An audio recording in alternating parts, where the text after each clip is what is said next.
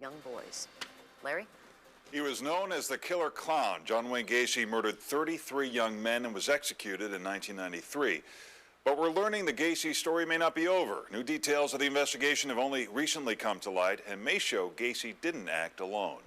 33 years after his arrest, there are still lingering questions about John Wayne Gacy. Terry Sullivan was on the prosecution team. I felt that from the beginning that there may be loose ends. It was such a huge case, and especially at the time. The idea of a Gacy accomplice was raised from the beginning by Jeffrey Rignall. He is one of a few people who survived Gacy's attack. He said another man was at Gacy's home the night Gacy raped him. Attorneys Robert Stephenson and Steve Becker have been trying to help families of victims find answers. They've been getting tips from the public, and they've uncovered information that they say shows someone else may have been involved in some of the killings. There is significant evidence out there that suggests that not only did John Wayne Gacy not operate alone, may not have been involved in some of the murders, and the fact that he was largely a copycat killer. For this story, we're focusing on two of Gacy's victims, Russell Nelson and Robert Gilroy. September 15th, 1977. Gilroy sends a letter to his girlfriend from a mailbox not far from Gacy's home. Then at 6 p.m. that same day, Gilroy is supposed to meet other kids at a bus stop for a trip to equestrian school. But he never shows up.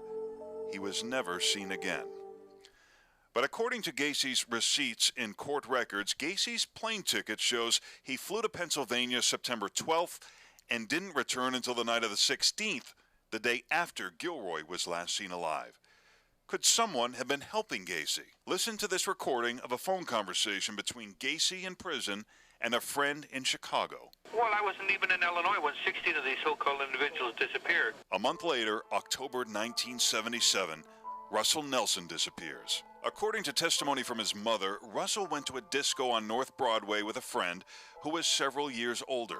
The friend called the family to say Nelson just disappeared outside the disco, and that he would look for him if they'd send money. He called me 2 or 3 times a week and threatened me for money. He said he was staying down here to look for my son. Russell Nelson's brothers went to Chicago to look for Russell and met with the friend who was asking their mother to send money to help search for Russell. The friend offered Russell's brothers a job with John Wayne Gacy. Russell Nelson's sister-in-law recently told us the family is anxious for answers. I would like to have if anybody else is involved in it, they brought to justice for what they have done to him. Or it could have been somebody else out there. And another possible connection to Gacy. It turns out a few months before Russell Nelson disappeared, Gacy did work at a drugstore just blocks from where the friend lived. I think it tells us that John Wayne Gacy was using other individuals to procure young boys over state lines. According to Becker and Stephenson, the friend is still alive and now living in another state. If, in fact, Gacy had other accomplices or people who knew something that was going on, those people should be brought to justice. It's scary in and of itself that there may be others out there. There's something else mysterious about the cases of Robert Gilroy and Russell Nelson. While Gacy was known to use a rope and board to strangle his victims, the autopsy reports for Gilroy and Nelson show they died from asphyxiation from suffocation, not strangulation.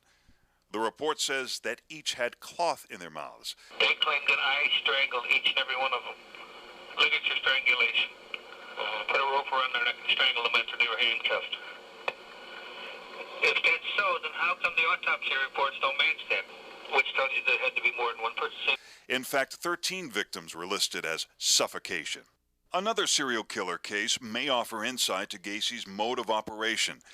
In Terry Sullivan's book, Killer Clown, a detective asks Gacy where he got the idea for the torture board. Gacy replies, from Elmer Wayne Henley. Henley and another boy helped serial killer Dean Corll, whose case has a lot of similarities with Gacy. Corll abducted, raped, tortured, and murdered 28 boys, mostly teenagers, in the early 1970s in Houston.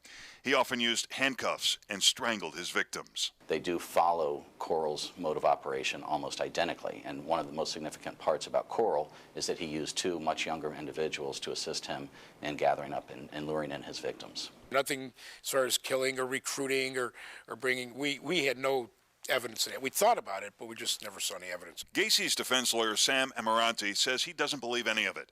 He says Gacy confessed to everything early on, and after years in prison, began to change his story. I used to talk to Gacy about maybe somebody else committed the offense. Maybe Gacy was in some sort of stupor or drug state or alcohol state and didn't know what was going on around him.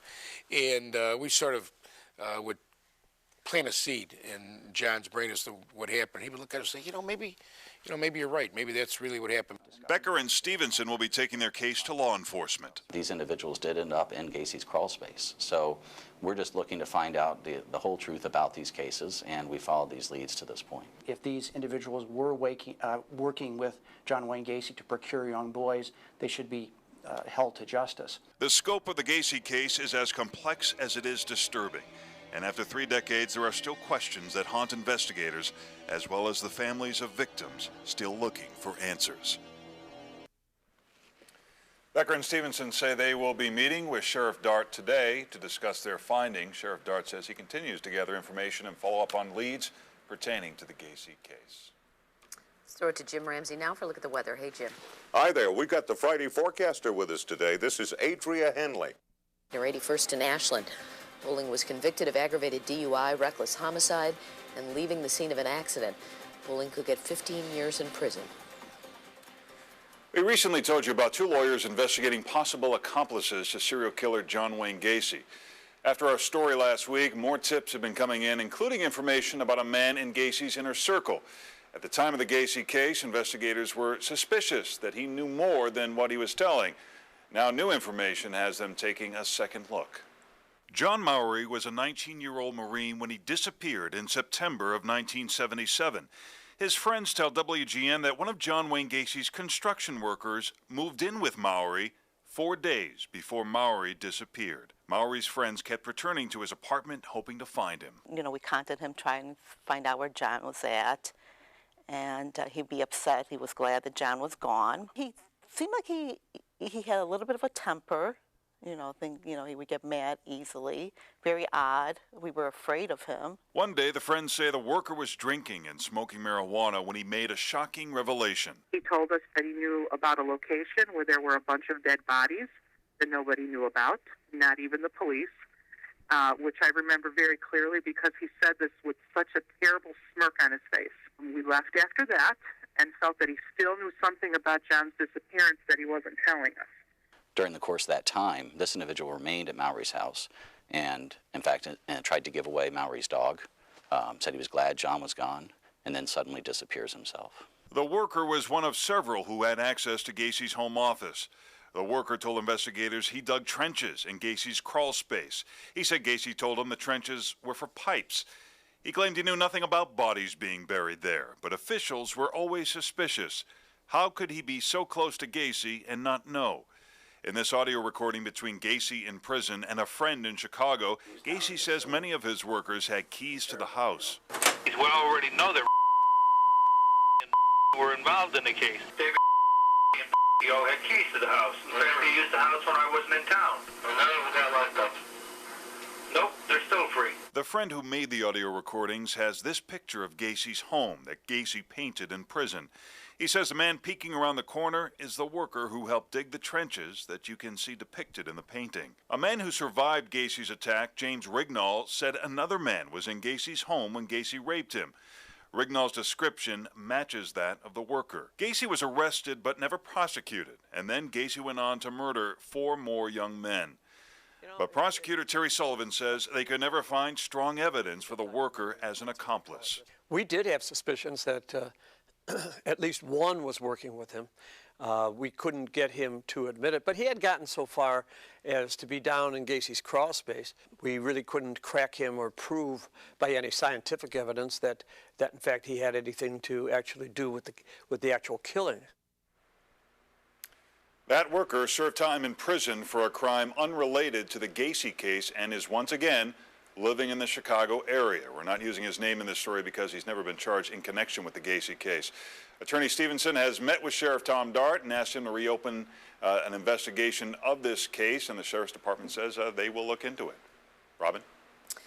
Thanks, Larry.